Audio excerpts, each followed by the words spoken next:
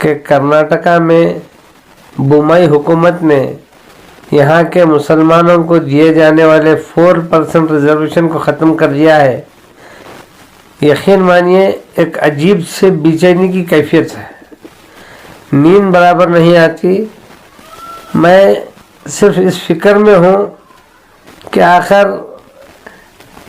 مسلمان کس خواب غفلت میں ہے،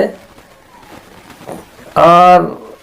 یہ بی جے پی حکومت آخر مسلمانوں کے ساتھ اس طرح کیوں برتاؤ کر رہی ہے۔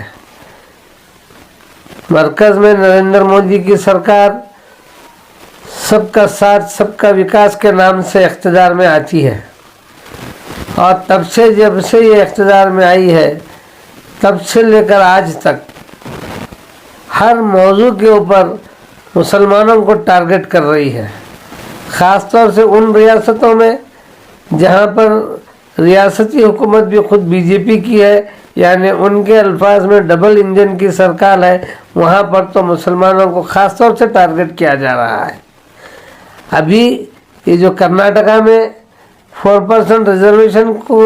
کینسل کرنے کی جو بات کہی گئی ہے، یہ انتہائی بدبختانہ بات ہے۔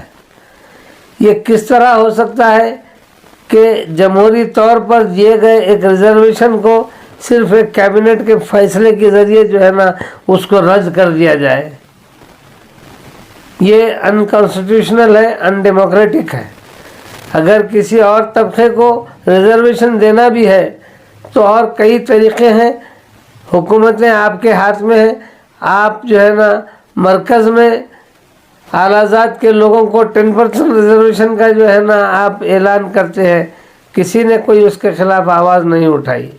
یہاں پر بھی اگر آپ کچھ ریزرویشن دینا چاہتے تو آپ کسی اور ڈھنگ سے دے سکتے تھے، لیکن یہ مسلمانوں کے ریزرویشن کو ختم کر کے دراصل وہ یہ بتانا چاہتے ہیں کہ مسلمان بالکل ان کی نظر میں بے وقت ہیں، وہ جیسے یہاں کے ناگرک ہی نہیں ہیں، اس لیے ان کے ساتھ اس قسم کا سوتیلا سلوک کیا رہا ہے۔ یہ حکومت کے رویے سے زیادہ مجھے مسلمانوں کے رویے پر اس بات پر افسوس ہے اور تکلیف ہے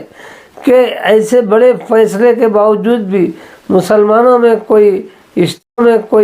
اشتعال، کوئی غصہ، کوئی غم نظر نہیں آ رہا ہے۔ میں بہت ہی بے چینی کے ساتھ آپ لوگوں کو یہ بات بتا رہا ہوں کہ اس معاملے میں اگر ہم خاموش رہیں گے تو پھر ہمارا جینا اور مرنا دونوں برابر ہے۔ ضرورت اس بات کی ہے کہ سارے مسلمان ایک مجسمہ احتجاج بن جائیں اور ایسا پرزور احتجاج کریں کہ حکومت کے جو ہے نا پائے ہل جائے۔ اس کے لیے ایک پرزور احتجاج کے لیے وقت اور طریقہ کار کا تعین کرنے کے لیے پہلے ایک آپس میں مشاورت کی ضرورت ہے۔ اس لیے کئی دوستوں سے، کئی احباب سے اس بات پر گفتگو کرنے کے بعد، مشورہ کرنے کے بعد اس نتیجے پر ہم پہنچے کہ کل بعد نماز ظہر جامع مسجد بیدر میں ایک مشاورتی اجلاس ہم رکھیں گے۔ شہر کے تمام معززین، قوم کے سارے ذمہ دار احباب، بلکہ دیگر ابنائے وطن، ہمارے دلت بھائی اور دیگر سیکولر ذہن رکھنے والے لوگ اس میٹنگ میں شریک رہ کر پہلے ہم ایک لائحہ عمل طے کریں گے کہ ہم احتجاج کس ڈھنگ سے کریں گے اور کب کریں گے۔ تو اس کے بعد ہم جو ہے نا اپنا احتجاج درج کرائیں گے۔ یہ احتجاج کل جماعتی طور پر ہوگا، سارے مسلمانان بیدر کی جانب سے یہ احتجاج ہوگا، کسی ایک مخصوص شخص، کسی ایک مخصوص پارٹی، کسی ایک مخصوص تنظیم کی جانب سے نہیں، بلکہ سارے مسلمانوں کا یہ احتجاج ہوگا۔ اس لیے میں تمام ذمہ داروں سے اس بات کی اپیل کرتا ہوں کہ کل بعد نماز ظہر جامع مسجد میں جمع ہو جائے اور وہاں پر انشاءاللہ تعالی ایک لائحہ عمل ہم طے کریں گے۔ اگر ہم اسی طرح خاموش بیٹھیں گے تو دیکھیے آج صرف ریزرویشن کو ختم کر دیا گیا ہے، منصوبہ بند طریقے سے کل ہم کو بھی ختم کرنے کی جو ہے نا سازش ہو سکتی ہے۔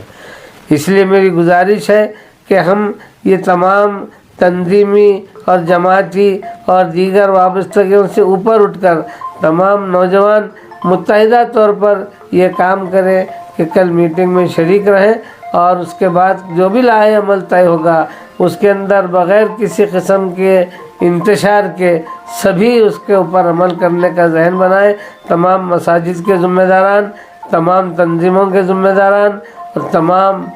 نوجوان جو اچھا جذبہ رکھتے ہیں اور جو ہے نا شہر کے معزز شہریان، تمام لوگوں سے میری گزارش ہے کہ کل بعد نماز ظہر جامع مسجد بیدر میں آئیں اور وہاں پر اس جو